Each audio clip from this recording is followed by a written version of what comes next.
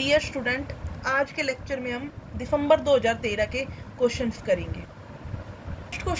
First question है यहाँ पे, for a fix positive integer n greater than equal to 3 let a be the n cross n matrix defined by a is equal to i minus 1 by n into Z where I is the identity matrix, I is the n cross n matrix with all entries equal to 1. Which of the following statement is not true? कौन सी बात ठीक नहीं है?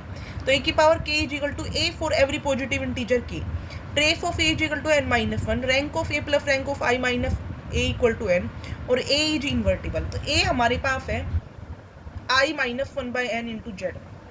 अगर हम n को 3 लेके चल रहे हैं, n को 3 लेके चले, सपोज करो n equal to greater than equal to 3 है, यानी कि n को 3 सबसे पहले मानेंगे, तो i हमारे पास 1 0 0 0 1 0 0 0 1 माइनस 1 बाई 3 और j हमारे पास है identity matrix, all entry identity matrix नहीं सॉरी, j वो है जिसके अंदर सारी एंट्रीज इक्वल टू 1, तो हमारे पास सारी एंट्रीज इक्वल टू 1, तो हमने सब्ट्रैक्ट करके ये सोल्व कर दिया। अब क्या कह रहा है कि ट्रेस जो a है n माइनस 1 आएगा, ट्रेस ऑफ a, इसका ट्रेस निकालना कितना आएगा, इसका ट्रेस आएगा 2 आएगा, तो यानी कि 3 मैट्रिक्स पर 2 आ रहा है, यानी कि n माइनस 1 हो गया। अब क्या कह रहा है कि एक फर्स्ट ऑप्शन इसने पूछा है not true, not true, not true कौन सा है, तो सेकंड ऑप्शन तो इनकरेक्ट हो गया।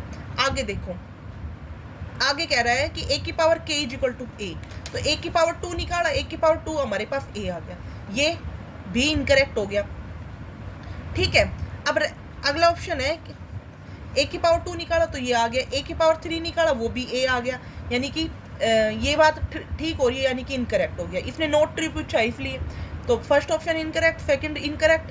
Rank of a plus rank of i minus a is equal to n, तो इसमें क्या आएगा, rank of i minus a plus rank of a की पावर 2 है, तो rank of i minus a यानी कि ये मैट्रिक्स प्लस रैंक इसकी a की, दोनों की n के इक्वल आएगी, ये बात ठीक है। ठीक है, और ये कह रहा है, ठीक है, अब ये कह रहा है कि a इज इनवर्टिबल। देखो a मैट्रिक्स हमारे पास ये है, इसका सम कितना आ रहा है 0, इसका सम भी रो का सम कितना आ रहा है 0, इसका रो का सम भी कितना आ रहा है 0 0, अगर इसका सम आ रहा है तो a इनवर्टिबल नहीं होगी, तो ऑप्शन 4 करेक्ट हो गया, क्योंकि ये कह रहा है a इनवर्टिबल है, तो ये बात गलत हो गई, a इनवर्टिबल नहीं है, नॉट इनवर्टिबल आएगा, और इसने नॉट ट्रू पूछा है, तो यानी कि फोर्थ ऑप्शन करेक्ट हो गया। अब सेकंड क्वेश्चन पे आओ। 5 क्रॉस 4 की मैट्रिक्स है with real entries such that ax is equal to 0 if and only if x is equal to 0 where x is the 4 cross 1 vector and 0 is the null vector then rank of a। देखो सीधा सा question है, ये तो ज़्यादा है ही नहीं मुश्किल, कि ax is equal to 0, हमने a कोई मैट्रिक्स ये मान ली, ठीक है, इसमें फिर रो 5 में फिर रो 5 माइनस रो 4 करते हैं, तो हमारे पास क्या आएगा, तो एक डिपेंड कर गई ना, 5 क्रॉस 4 की लिख के चल रहे हैं, तो एक डिपेंड कर गई, तो इसका मतलब इसकी रैंक एक कम हो जाएगी, तो रैंक 4 आ जाएगी। ठीक है, हमने ये लेके चले 5 क्रॉस 4 की, अब एक एक दूसरे पे डिपेंड कर गई, रैंक 4 आ गई। ठीक है, आगे क्वेश्चन देखो, consider the following row vector, हमने alpha 1 alpha 2 alpha 3 alpha 4 alpha 5 alpha 6 है, तो dimension of the vector space spanned by the row vector is, तो हमारे पास ये सारे को मैंने इस कॉलम फॉर्मेट में अरेंज कर लिया, 1 1 रो फॉर्म में अरेंज कर लिया, 6 फिर ऑपरेशन लगाते गए, R2 पे लगाया R2 माइनस R1, R3 पे लगाया R3 माइनस R1, R4 पे R4 माइनस R1, R5 पे R5 माइनस R1 और R6 पे R6 माइनस 1, तो हमारे पास ये बन गई। अब R2 और R4 को इंटरचेंज किया, R2 और R4 को इंटरचेंज किया, तो हमारे पास ये आ गई। अब ये R4 और R2 को इंटरचेंज किया, तो हमारे पास ये आ गई। इसमें जब हम R5 पे हमने लगाया R5 माइनस R2 और R6 पे लगाया R6 माइनस R2, तो हमारे पास ये बन गई। अब इस मैट्रिक्स में हमने R4 पे लगाया R4 minus R3, R5 minus R3, R6 minus R3, तो हमारे पास ये मैट्रिक्स बन गई। इसकी डायमेंशन कितनी है 4, क्योंकि दो इसमें देखो डिपेंड कर रही है, एक ये लाइन है और एक ये लाइन है और एक ही लाइन है, एक दूसरे पे डिपेंड कर रही है। ठीक है, तो इसका मतलब हमारी रैंक कम हो जाएगी, रैंक कम होकर हमारी 4 रैंक आ गई। ठीक है, यहाँ तक समझ में आया। अगला क्वेश्चन देखो, ए कोई मैट्रिक्स दी हुई है n cross n where a i j b i minus B I का स्क्वायर माइनस बी जे का स्क्वायर, आई और जे 1 से n तक है, डिस्टिंग रियल वैल्यू नंबर है b1 b2 bn, then determinant of a is product i less than equal to j bj minus, इस तरीके से दिया हुआ है ऑप्शन। तो हमने ए कोई मैट्रिक्स ये दी हुई है, अगर सपोज करो n 3x3 ऑर्डर के मैट्रिक्स है तो b1 कितना आएगा, b1 0, मान के चल रहे हैं कि b1 0 है, b2 1 है और b3 -1 है, तो aij b1 का स्क्वायर माइनस bj का स्क्वायर, तो हमारे पास आएगा b11 माइनस b2 यानी कि 0 आ गया। a21 लेंगे तो 1, a32 लेंगे तो 0, a12 लेंगे तो -1, इस तरीके से हमने लगाया तो ये आ गया हमारे पास, ये मैट्रिक्स बन गई। ये मैट्रिक्स में क्या होएगा, सेकंड और थर्ड रो सेम आ गई तो एक रैंक कम हो जाएगी, तो रैंक 2 आ जाएगी। ठीक है,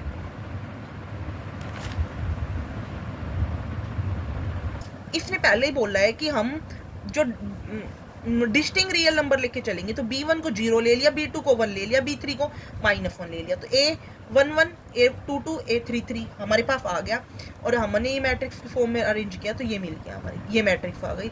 इंटरचेंज किया तो हमारे पास 0 -1 -1 1 0 0 0 1 0 0 0, तो रैंक आ गई 2, रैंक 2 आ गई तो डिटर्मिनेंट कितना हो गया 0, तो इसका मतलब डिटर्मिनेंट ही पूछा है इसने, थर्ड ऑप्शन करेक्ट हो गया। आगे देखो फिफ्थ क्वेश्चन देखो, ए हमारे पास n क्रॉस n मैट्रिक्स है, रियल एंट्रीज है, which of the following is correct, A square अगर 0 है तो डायगोनलाइजेबल ओवर कॉम्प्लेक्स नंबर, ए स्क्वायर आइडेंटिटी है तो डायगोनलाइजेबल ओवर रियल नंबर, ए स्क्वायर अगर ए है तो ए डायगोनलाइजेबल ओनली कॉम्प्लेक्स नंबर, और the only matrix of 5n satisfying the characteristics polynomial. तो कैसे करेंगे इस क्वेश्चन को, फर्स्ट ऑप्शन लेके चलेंगे। फर्स्ट ऑप्शन में दिया हुआ है ए स्क्वायर इजिकल टू 0, तो अगर ए स्क्वायर 0 तो ए नीलपोटेंट मैट्रिक्स है और नीलपोटेंट मैट्रिक्स डायगोनलाइजेबल नहीं होती, तो not diagonalizable, first option incorrect हो गया, इसने बोला है डायगोनलाइजेबल। ठीक है, second A square is equal to identity, तो ए इनवॉल्यूटरी मैट्रिक्स है और इनवॉल्यूटरी मैट्रिक्स हमेशा डायगोनलाइजेबल होती है, यानी कि सेकंड ऑप्शन करेक्ट। फिर थर्ड ऑप्शन कह रहा है ए स्क्वायर इजिकल टू ए, तो आइडेंपोटेंट मैट्रिक्स और वो भी ऑलवेज डायगोनलाइजेबल होती है। ठीक है, इसने कहा है कि डायगोनलाइजेबल ओनली कॉम्प्लेक्स नंबर, नहीं कॉम्प्लेक्स तो नहीं, रियल नंबर होती है वो। फोर्थ कह रहा है only matrix of 5n satisfying the characteristics polynomial of A is a. इसने देखो हम कोई एक मैट्रिक्स लेके चल रहे हैं, ए 1 1 0 -1, कैरेक्टरिस्टिक्स आएगा x स्क्वायर -1 और -1 1 0 कैरेक्टरिस्टिक्स आएगा x square -1, but A matrix और बी मैट्रिक्स तो इक्वल नहीं है, दोनों इक्वल नहीं है, तो इसका मतलब फोर्थ इनकरेक्ट हो गया। मैट्रिक्स इक्वल ही बोल रहा है, इसने इक्वल नहीं है, तो 4 इनकरेक्ट हो गया, यानी कि सेकंड ऑप्शन ही करेक्ट है, A square is equal to identity diagonalisable over real number हो गई। आगे देखो छठा क्वेश्चन देखो, ए कोई भी 4x4 इन्वर्टिबल रियल मैट्रिक्स है, तो कौन सी बात सही नहीं है, रो जो है form a basis of r की power 4, null space of A contains only the zero vector A has 4 distinct eigenvalue, image of the LT x AX on r की पावर 4 each r की पावर 4। देखो कैसे कर सकते हैं इस question को, A का डिटरमिनेंट नॉन जीरो है, कैसे देखो इन्वर्टिबल मैट्रिक्स है तो इसका मतलब इसका डिटरमिनेंट नॉन जीरो, तो यानी कि रैंक 4, तो LI हो गई, अगर रैंक 4 आ गई, फुल मैट्रिक्स रैंक आ गई तो LI हो गई। इसमें first option row of A form a basis of r की पावर 4। ठीक है, तो row of A form a basis of r के, तो ऑप्शन फर्स्ट इनकरेक्ट, LI तो हो गई।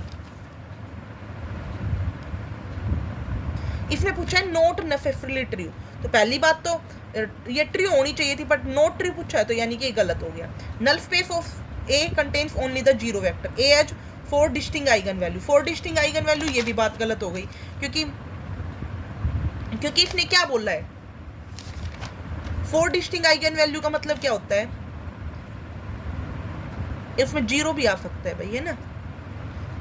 तो सेकंड ऑप्शन पे आते हैं हम, सेकंड ऑप्शन क्या कह रहा है, rank plus nullity is equal to n, हमारे पास n कितना है 4, रैंक कितनी है 4, नलिटी कितनी 0, यानी कि 0 नलिटी 0 आ गई, तो ऑप्शन सेकंड ऑप्शन क्या कह रहा है कि null space 0 only the 0 vector, हाँ भाई 0 ही है, तो यानी कि नॉट ट्रू पूछा, यानी कि ये भी गलत हो गया, इनकरेक्ट हो गया ना। ऑप्शन थर्ड पे आते हैं, ऑप्शन थर्ड कह रहा है 4 distinct eigen value, 4 distinct eigen value हो गई, मान लो उसके अंदर सपोज करो 0 आ गई, तो यानी कि 1 0 -1 -2 ये ले ली, तो 0 4 डिस्टिंग आइगन वैल्यू तो बन गई, मैट्रिक्स इन्वर्टिबल नहीं होगी, यानी कि ये भी गलत हो गया। यहाँ पे और दूसरा तरीका ये है कि आइडेंटिटी भी ले सकते हो, या ये गलत हो गया तो, और इसने गलत ही पूछा है, नोट नेसेसरली ट्रू, कौन सी सही नहीं होगी, तो यानी कि थर्ड ही ऑप्शन करेक्ट होगा। फोर्थ ऑप्शन इमेज, इमेज बिल्कुल ठीक है, क्या से यानी कि नोट नेसेसरली पूछा है तो थर्ड ऑप्शन आएगा, ठीक है। अब आओ अगले क्वेश्चन के ऊपर, 4-5 क्वेश्चन और बचे हैं। पार्ट बी के इतने क्वेश्चन आ रखे थे, अब बाकी क्वेश्चन पार्ट सी के आ रखे हैं। V1 से V2 भी linearly independent subset of A vector space V such that, देखो ये क्वेश्चन में दिखाती हूँ, आया वो क्वेश्चन है।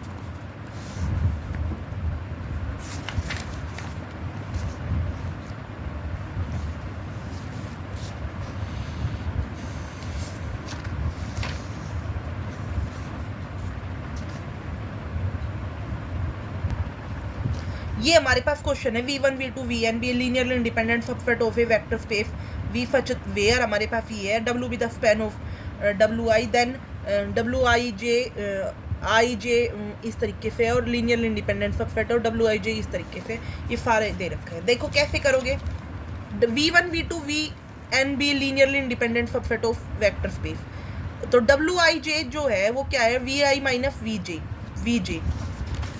ठीक है। तो W जो है स्पैन कर रहा है Wij का, तो I लेस देन 1 और J लेस देन n, तो हमने मान के चल रहे हैं कि 4 क्रॉस 4 की लेके चल रहे हैं, तो हमने n को 4 ले लिया, तो V1 V2 V3 V4 linearly independent subset हो गया। अब क्या कर रहे हैं, W1 लिया, W11 कितना आएगा, V1 माइनस V1, क्योंकि इसने बोला है ना कि Vi माइनस Vj, तो W11 0 आएगा, W22 0 आएगा, W33 0 आएगा, W44 0 आएगा, W12 कितना आएगा, माइनस W21, W13 कितना आएगा, माइनस W23, W4 कितना आएगा, माइनस, क्योंकि इसने इस तरीके से डिफाइन कर रखा है, तो हमारे पास यही बन रहा है।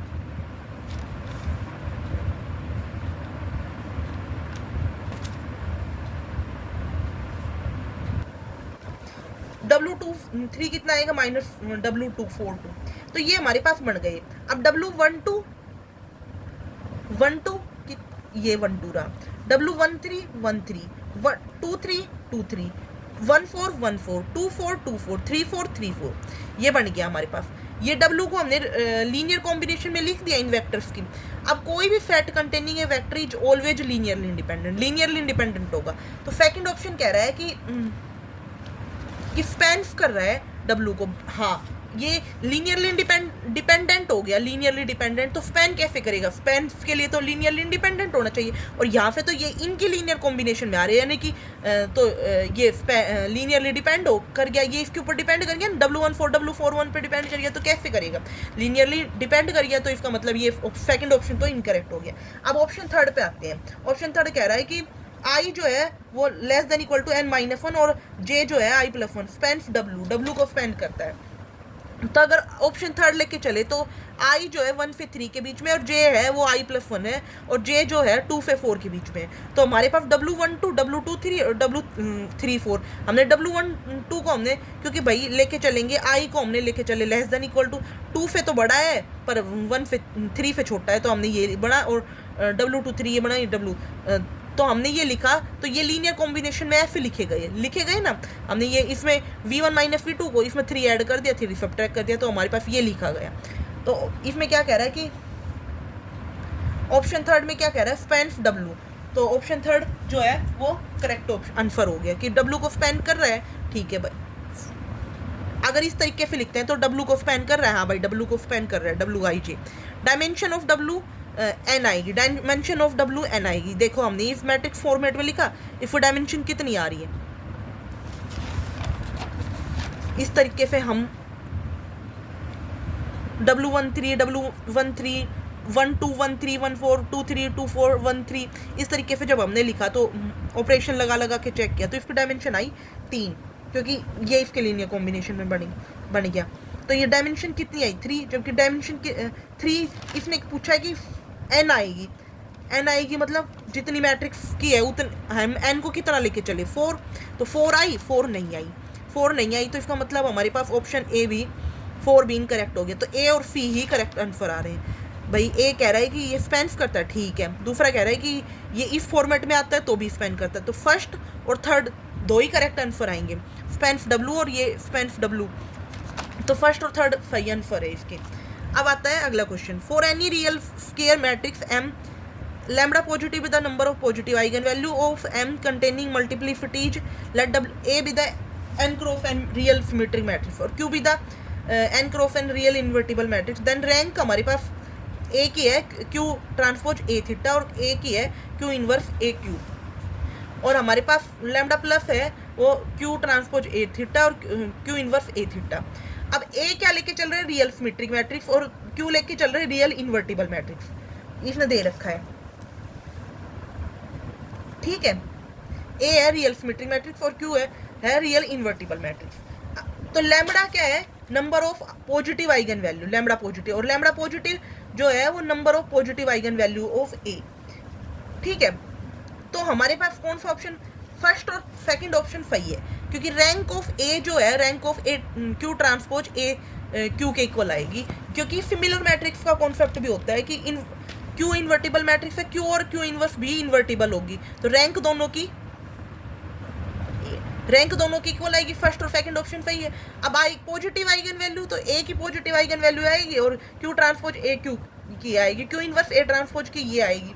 तो हमारे पास यहाँ से हमने ए को हमने लिख दिया इस फॉर्मेट में, क्यू इनवर्स का inverse Q transpose A Q inverse, तो ए सिमिलर हो गई क्यू ट्रांसपोज ए क्यू के, और ए क्यू अगर ए को लिखा तो क्यू इनवर्स ए क्यू के, तो यानी कि पॉजिटिव आइगन वैल्यू भी दोनों की सेम हो गई, क्यों यहाँ पे पॉजिटिव, तो ऑप्शन थर्ड और फोर्थ भी करेक्ट है। तो फर्स्ट सेकंड थर्ड और फोर्थ चार ऑप्शन करेक्ट है इसके अंदर। Number of positive eigen value भी सेम रहेगी। आगे देखो हमारे पास ये आया हुआ क्वेश्चन है, बस 12 मतलब 3-4 क्वेश्चन और हैं जो पार्ट सी में आए हुए हैं। T1 T2 with the two linear transformation r के पावर n से r के power n, x1 x2 be the basis of r के power, suppose that ti xi not equal to 0 for every I xi perpendicular kernel of T2 for every I 1 to n, which of the following which are facilitated, T1 is invertible, T2 is invertible, both T1 and T2 invertible, neither T1 T2 is invertible। कैसे करेंगे इस question को, T1 हमारे पास r की power n से r की power n है, T2 हमारे पास r की पावर n से r की पावर n, B हमारे पास है बेसिस है x1 x2 xn, ti xi not equal to 0 for all I 1 to n, xi जो है परपेंडिकुलर है कर्नल ऑफ T2, तो हमारे पास colonel of T2 I 1 to n, ठीक है। अगर n को 2 लेके चले तो हमारे पास T1 क्या आएगा, r की पावर 2 से r की पावर 2। अब हम ये मान के चल रहे हैं कि T1 x1 अगर x-1 0 लेके चले तो बेसिस हमारे पास ये बनेगी, मैट्रिक्स हमारे पास ये बनेगी। अब इससे देखें तो हमारे पास T1 क्या आएगा 0, भाई डिटरमिनेंट T1 का 0, तो इन्वर्टिबल नहीं होगा, इन्वर्टिबल नहीं होगा। सेकंड का अगर हम T1 देखो क्या दे रखा है इसके अंदर, T1 xi not equal to 0 for I 1 to n के लिए, xi perpendicular to kernel of T2, तो हमारे पास क्या आएगा,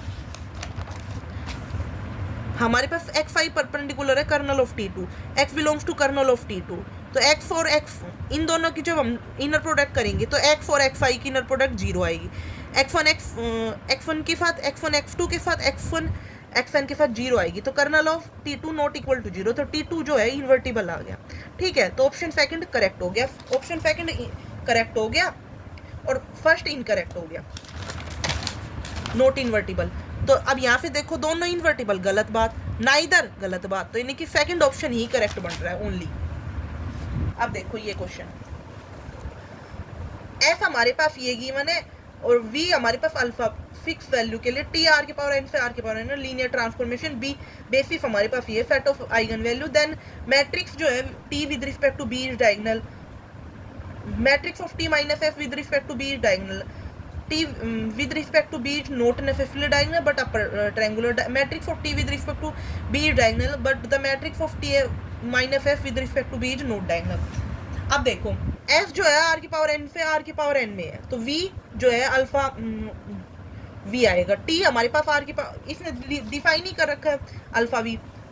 V जो है अल्फा V तक डिफाइन कर रखा है. T हमारे पास ये है, तो बेसिस हमारे पास ये है. T ऑफ B क्या आएगा? V1 V2 V3 ऐसे लेके चलेंगे ना भाई. बाकी इधर डायगोनल मैट्रिक्स है. क्या बोल रहा है इसने? T जो है वो डायगोनल मैट्रिक्स है. ऑप्शन फर्स्ट देखना, matrix of T with respect to B diagonal matrix है.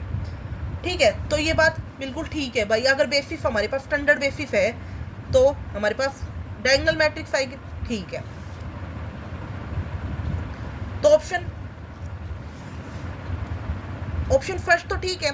फिर कह रहा है कि matrix of T with respect to B is not necessarily diagonal but upper triangular. ये बात गलत हो गई. Matrix of T with respect to B is not necessarily diagonal. जरूरी नहीं है डायगोनल है बट अपर ट्रायंगुलर है. डायगोनल तो है, हमने देखा अभी. अब F भाई T क्या है? T R की पावर n से R की पावर n में डिफाइन कर रखा है. F R की पावर n से हम यहाँ पे देखें तो F हमारे पास ये डिफाइन है और T हमारे पास क्या डिफाइन है? R की पावर n से बेसिस ये हमारे पास डिफाइन है. तो ये क्या होती है? Standard basis. स्टैंडर्ड बेसिस है तो ये है. तो डायगोनल मैट्रिक्स इस तरीके की.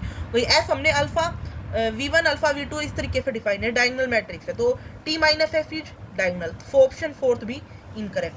ऑप्शन फोर्थ तो इनकरेक्ट हो गया बट सेकंड ऑप्शन करेक्ट है. यानी कि फर्स्ट और सेकंड ऑप्शन ही करेक्ट है, बाकी थर्ड और फोर्थ इनकरेक्ट ऑप्शन है. ठीक है, फर्स्ट और सेकंड सही ऑप्शन है, थर्ड और फोर्थ गलत है. इसके अंदर देखो, क्योंकि F हमारे पास इस तरीके से डिफाइन है. अल्फा T F से डिफाइन है ना, तो T हमारे पास ये है और F हमारे पास ये है. तो T डायगोनल मैट्रिक्स हो गई, T माइनस F भी डायगोनल हो गई. ये क्वेश्चन देखो, an कोई n cross n real matrix है, नॉन जीरो वेक्टर है. Suppose that a minus lambda i. अगर देखो a माइनस लैम्बडा i के v इक्वल टू 0 है तो क्या पॉसिबिलिटी है? तो a माइनस लैम्बडा i की पावर के v इक्वल टू 0, तो इससे एक एक्स्ट्रा पावर भी आ गई तो वो भी तो 0 बनेगी. तो इसमें r ऐड कर दिया. इसमें r ऐड करने से क्या कोई फर्क पड़ेगा? तो यानी कि फर्स्ट ऑप्शन तो करेक्ट है. फर्स्ट ऑप्शन करेक्ट है. ठीक है, तो यानी कि ऑप्शन फर्स्ट करेक्ट हो गया. सेकंड के ऊपर चलते हैं अब हम. ठीक है, सेकंड कह रहा है कि a minus lambda i k minus 1 into V equal to 0. तो ऑप्शन सेकंड देखो, तो a हमारे पास ये a स्क्वायर किया तो हमारे पास ये आया, a क्यूब किया तो हमारे पास ये आया. a cube is 0 but a square not equal to 0. तो हमारे पास ये क्या कह रहा है कि ये हमारी स्टेटमेंट में ही गिवन है. सॉरी, स्टेटमेंट में गिवन नहीं है, सॉरी. ये सेकंड ऑप्शन कह रहा है कि a minus lambda i k minus 1 into V equal to 0. उससे कम पे 0 भी होगा. अगर इस पे 0 है तो उससे कम पे भी 0 होगा. भाई देखो, नहीं ऐसा नहीं है. 3 पे 0 बन रहा है पर इससे कम पे तो नहीं बन रहा. यानी कि सेकंड ऑप्शन तो इनकरेक्ट हो गया. सेकंड इनकरेक्ट हो गया ना. तो a minus lambda i is not injective. a minus lambda i की पावर k, तो डिटर्मिनेंट किया इसका तो भी 0. a minus lambda i 0, determinant of a minus lambda i 0. तो नलिटी कितनी हो गई? Nullity non zero. तो इसका मतलब नॉट 1 1. भाई डिटर्मिनेंट 0 है तो नलिटी तो नॉन जीरो हो गई, तो नॉट 1 1. यानी कि सेकंड ऑप्शन सही है, थर्ड ऑप्शन सही है. सॉरी, सेकंड गलत है. इसने ट्रू पूछा है तो फर्स्ट सही है, थर्ड सही है. फोर्थ ऑप्शन कह रहा है कि a lambda eigen eigen value. Obviously बात है, लैम्बडा आइगन वैल्यू तभी तो ये हो रहा है. थर्ड फोर्थ भी सही है. फर्स्ट, थर्ड और फोर्थ, तीन ऑप्शन सही है. अब 12th क्वेश्चन देखो, y कोई भी नॉन जीरो वेक्टर है is an inner product space, then which of the following is subspace. Subspace कौन सा बनेगा? तो भाई फर्स्ट बन जाएगा, क्योंकि जीरो वेक्टर की कंडीशन होती है. फर्स्ट बन जाएगा, सेकंड नहीं बनेगा क्योंकि जीरो वेक्टर आ ही नहीं रहा इसके अंदर. थर्ड बन जाएगा, फोर्थ नहीं बनेगा. तो फर्स्ट और थर्ड करेक्ट आंसर है, बाकी सेकंड और थर्ड इनकरेक्ट आंसर है. तो आई होप आपको ये वीडियो अच्छी लगी होगी. Thank you for watching my video. If you like my video then subscribe my YouTube channel.